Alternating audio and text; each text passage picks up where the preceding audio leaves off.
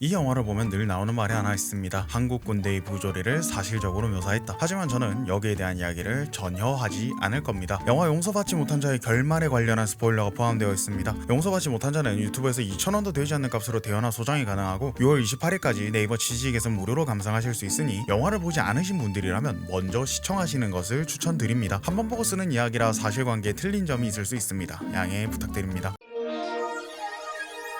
용서받지 못한 자는 군 부조리를 사실적으로 묘사했습니다. 이 영화가 개봉한 지 14년이 지나 군복무를 한 저도 직접적인 폭행이나 성추행을 제외하면 실제로 겪어본 일들이 많았죠. 그렇기에 인트로에서 언급된 반응은 매우 일반적인 반응입니다. 그런데 저는 이렇게 느꼈습니다. 군대 내 부조리가 아니라 부조리를 대하는 태도 그 자체가 작품의 진짜 주제의식이다 라고요. 영화는 세 인물을 주인공으로 다룹니다. 군기반장이자 에이스인 태정, 대쪽 같은 인물이지만 군대에서는 패급인 승영, 패급 그 자체인 지훈이 그들입니다. 세 인물 기준으로는 태정, 승영, 지훈 순으로 선후임 관계가 맺어져 있습니다. 영화는 먼저 승영이 입대한 시점을 다룹니다. 명문대학교인 연세대 출신인 승영은 군대에서 중학교 때 동창인 태정을 만납니다. 작중의 시점이 여러 번 변하는 편인데 이후 태정이 제대한 후의 모습을 보면 태정은 변변한 직업을 가지고 있지 않는 듯합니다. 택시비가 모자란다던가 편의점에서 간단히 주전부리를 사는 대로 돈이 모자라 몇 번이고 상품을 빼는 등의 묘사로 경제적으로 여유롭지 않음을 보여주죠. 이것은 사회에서는 승영이 태정에 비해 훨씬 더 인정받는 삶, 즉 사회의 기준으로는 올바른 삶을 살고 있음을 보여줍니다. 그러나 군대라는 폐쇄된 사회에서는 승영의 룰이 통용되지 않습니다. 태정은 승영에게 군대에서의 처세에 대해 알려줍니다. 이때 승영이 쉬는 시간, 자유로운 시간에는 음악을 들어도 되냐는 이야기를 합니다. 태정은 그런 쓸데없는 생각하지 말고 초반에는 하라는 거나 잘하라는 뉘앙스의 조언을 해주죠. 이 문장이 제가 이번 영상에서 가장 주된 감상 포인트로 두는 지점이기도 합니다. 작중에서 승영은 매우 꼬장꼬장한 사회의 도덕을 상징하는 인물로 등장합니다. 그래서 사회에서는 상식적인 행동들을 하죠. 불의에 저항한다던가 괴롭힘당하는 후임 지훈을 돕는다거나 하는 방식으로요. 부조리에 맞서 밤에 몰래 라면을 챙겨주기도 하는 등 승영은 사회의 도덕을 매우 오래 잃지 않은 인물로 묘사됩니다. 그러나 사회의 도덕은 군대의 룰을 위반하는 행위입니다. 그래서 승영은 계속해서 부대 사람들과 잘 지내지 못합니다. 이렇게 부대 사람들과 잘 지내지 못하고 계속해서 패급 딱지가 붙어있는 승영이었지만 그래도 태정이 계속해서 커버를 쳐준 덕에 어떻게든 부대 생활을 영위해냅니다. 후임인 지훈에게도 최대한 혼을 내지 않고 챙겨주려 노력하죠. 그러나 결국 꼬장꼬장한 이승영 일병이 부대 왕군 마수동 병장에게 들이받는 일까지 생기자 태정은 어쩔 수 없이 승영을 포함한 분대원들을 집합시키고 승영의 싸대기를 때리는 등 군기를 잡는 모습을 보여주기도 합니다. 그렇게 태정은 전역하고 승영은 상병 계급장을 달게 됩니다. 그러나 상병이 되었다고 달라지는 건 없습니다. 사실 당연할지도 모릅니다. 권력은 계급이 아니라 인간관계가 주는 것이고 승영은 그 인간관계를 제대로 쌓지 못했으니까요. 아직도 꼬장꼬장한 승영은 같이 작업하던 후임을 뺏기는 등 여전히 인정받지 못합니다. 그래서 승영은 태정이 말했듯 어른이 되기로 결심합니다. 다시 말해 군대의 룰에 순응하기로 한 거죠. 선임들에게 새 전투와 전투복으로 뇌물을 주는가 하면 어색하게나마 선임과 아는 척도 하고 대화도 나눕니다. 그 과정에서 태정이 하던 군대의 룰을 지키는 척을 하기도 하죠. 후임을 잡겠다는 이야기를 합니다. 승영의 후임 지훈은 원래도 받아들이는 게 오래 걸렸습니다. 군대에서는 패급이라고 불리는 인물입니다. 누구도 지훈에게 동정적인 모습을 보여주지 않습니다. 승영을 제외하면 말이죠. 승영은 그런 지훈을 감싸고 놀았고 그런 만큼 지훈의 업무 능력은 향상되지 못했습니다. 사실 그것만은 아닐지도 모르죠. 어쨌든 지훈을 제대로 교육시키라는 말이 승영에게 계속 들립니다. 승영은 계속해서 지훈에게 업무를 알려주지만 지훈은 제대로 수행하지 못합니다. 승영이 대신 혼나는 나날들이 늘어갑니다. 태정이 승영 때문에 그랬듯이요. 그러던 어느 날 군대 왕고 심대석 병장과 이야기를 나누던 승영은 지훈의 행동이 너를 만만하게 봐서 그런 거다라는 대화를 나눕니다. 이때 지훈은 여자친구와 헤어진 상태였고 그 때문에 계속해서 여자친구에게 전화를 걸고 있었습니다. 이 행동이 부대원들에게 좋게 보이지 않아서 맞선임인 승영이 욕을 먹고 있는 것이었죠. 그래서 승영은 전화를 하되 자신에게 말할 것을 종용합니다. 지훈은 승영의 허락 아에 전 여자친구에게 전화를 겁니다. 연회를 와달라고 부탁하는 것이었습니다. 부대 내에서는 그의 편이 승영밖에 없는데 승영조차도 최근 그의 편이 되어주지 않으니 바깥에 있던 여자친구에게 매달리는 것이었죠. 그러나 이미 지훈에게서 마음이 떠났던 그녀의 여자친구는 지훈을 매몰차게 거절합니다. 멘탈이 나간 지훈은 담배를 피우며 걸어가다가 대석과 승영에게 걸립니다. 군대 내에서 후임이 담배를 피우며 걸어다니는 것은 군대의 룰에 위반되기 때문에 대석은 지훈에게 화를 냅니다. 승영은 그런 대석을 말리며 지훈에게 어서 담뱃불을 끄라고 종용하지만 이미 멘탈이 나간 지훈은 승영의 말을 들은 척도 하지 않다가 아예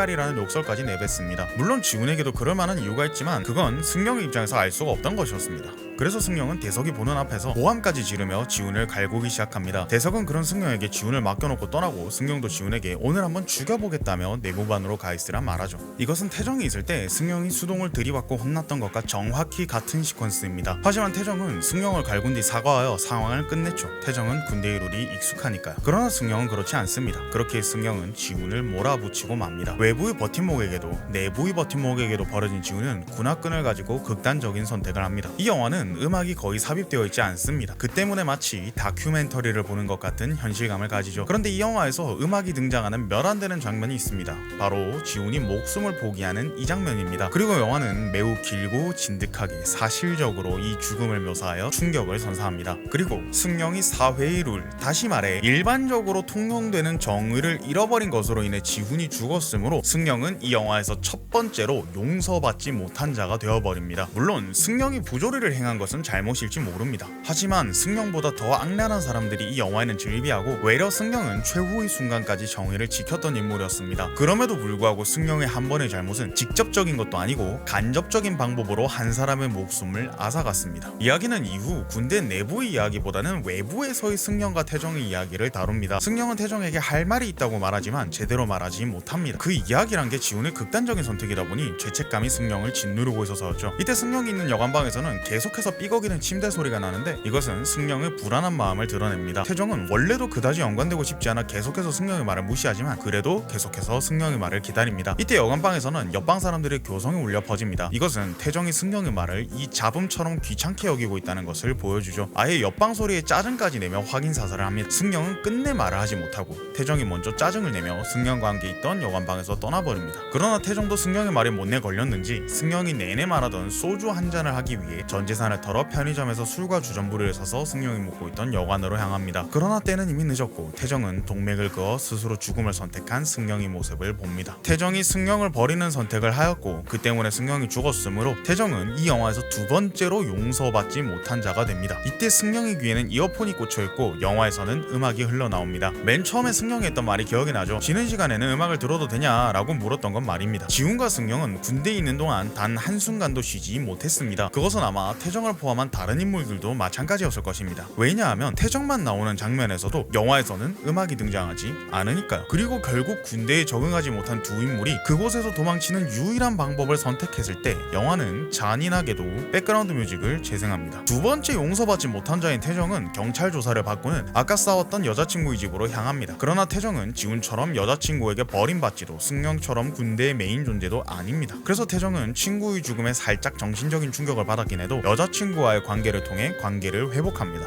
그는 자유로운 사회에서 든든한 버팀목과 함께 있었기 때문에 버틸 수 있었습니다. 그가 군대에 있었을 때의 승령이나 승령이 뒤를 봐줄 때의 지훈처럼 말이죠. 영화는 군대에 있을 때 승령에게 어른이 되라고 조언해주는 태정을 비춘 후 그 자리에 붙은 채 비어있는 두 개의 의자를 보여주며 마무리됩니다. 저는 처음에는 이 두 의자가 태정과 승령을 보여주는가 하고 생각했습니다. 하지만 아니죠. 이 두 의자는 군대에서 희생된 두 젊은 목숨, 지훈과 승령을 의미합니다. 어른이 되라는 말을 다시 말해볼까요? 너도 이 부조리에 동참해라는 말입니다. 그리고 승령이 동참한 부조리는 지훈의 죽음은 승령을 죽음으로 끌고 갔습니다. 그래서 영화는 마지막에 살아남은 용서받지 못한 자, 태정의 조언 이후 사라진 두 목숨을 비추며 마무리됩니다. 영화는 부조리 그 자체보다는 부조리의 연쇄를 지적합니다. 그래서 승령은 과도할 정도로 사회의 정의를 부르짖는 인물로 등장합니다. 그리고 그 후임인 지훈 역시 승령과 친한 군대의 룰을 지키지 않는 인물로 등장합니다. 다시 세 인물을 보면 태정은 군대의 룰에 완벽히 적응한 인물, 승령은 군대의 룰에 결국 적응하는 인물, 지훈은 군대의 룰을 끝까지 지키지 못한 인물로 등장합니다. 이 연쇄는 군대의 룰, 즉 부조리를 지킬 때는 깨지지 않습니다. 하지만 사회의 룰을 주장하는 사람이 등장하자 깨지고 그 결과는 사회의 룰을 주장하는 사람의 퇴출로 마무리됩니다. 사회의 룰을 어긴 사람, 즉 군대의 룰을 지킨 사람은 용서받지 못한 자가 됩니다. 그래서 승령은 용서받지 못한 자가 됩니다. 하지만 승령도 처음부터 그랬던 사람은 아니었습니다. 그래서 승령은 자신을 그렇게 만든 사람, 태정에게 거슬러 올라갑니다. 그런데 사회에서의 태정은 군대 소리도 듣기 싫어하는 사회의 룰을 지키는 사람입니다. 즉 태정도 군대의 룰을 지키게 된 이유가 있었을 겁니다. 아마 마수동이 그 사람이었겠죠. 그런데 마수동이라고 최초부터 사회의 룰을 지키지 않았을까요? 아니었을 겁니다. 그렇습니다. 영화에서 등장하는 용서받지 못한 자는 둘뿐이지만 군대를 그렇게 만든 용서받지 못한 자는 수없이 많습니다. 그리고 감독은 이렇게 말하고 있습니다. 이 영화를 시청하는 당신이 바로 그 용서받지 못한 자다 라고요. 태정의 모습이 흔히 말하는 에이스, 적당히 타협하고 적당히 시원시원하고 적당히 많은 모습으로 등장하는 이유도 그것이겠죠. 절대 다수의 사람들이 공감할 수 있는 인물이 모든 사건의 원흉이 되게 만드는 건 장작물에서 흔한 방법이니까. 그리고 작은 이 모든 일이 무관심에서 일어난 일이라 말하고 있습니다. 더 정확히 말하면 적극적이지 않은 관심 말이죠. 만약 승영이 지훈에게 조금 더 관심을 가졌다면, 지훈이 여자친구와 헤어져 제정신이 아닌 상태임을 알았다면 지훈의 비극은 일어나지 않았을 겁니다. 또 만약 태정이 승영에게 조금 더 관심을 가졌다면 승영의 비극은 일어나지 않았을 겁니다. 하지만 승영은 지훈에게 이 상황을 적극적으로 물어보지 않았고, 태정도 승영에게 상황을 적극적으로 물어보지 않습니다. 자신의 일이 아니었으니까요. 당장의 내일을 해결하기 위해 분투 중인 그들에게는 버거웠겠지만 그것으로 누군가의 목숨을 구할 수 있었습니다. 그러나 그들은 관심을 가지지 않습니다. 그래서 저는 이 영화가 이렇게 말하고 있다 느껴졌습니다. 당신의 관심이 구할 수 있던 생명들이다 라고요. 다시 말하지만 이 영화의 부조리들은 영화가 개봉된 지 14년이 지나 군생활을 한 제게도 와닿는 게 많을 정도로 현실적입니다. 그러나 그것은 부차적인 요소라 생각합니다. 이 영화에서 중요한 것은 부조리의 연쇄를 끊는 법이죠. 그리고 이 생동감 넘치는 요소들이 영화의 완성도를 끌어올렸다 생각합니다. 이 영화는 참 숨막히는 영화입니다. 그래서 누군가에게 추천하기가 참 쉽지 않습니다. 그런가 하면 정말 기본기가 튼튼한 영화라 인물들의 행동이라 스토리의 구조가 아기가 딱딱 맞물리면서 투박하면서도 시원하게 전개되었다 생각합니다. 만약 아직 이 영화를 보지 않으셨다면 무료일 때 한 번쯤은 시청하시는 걸 추천드리고 싶네요.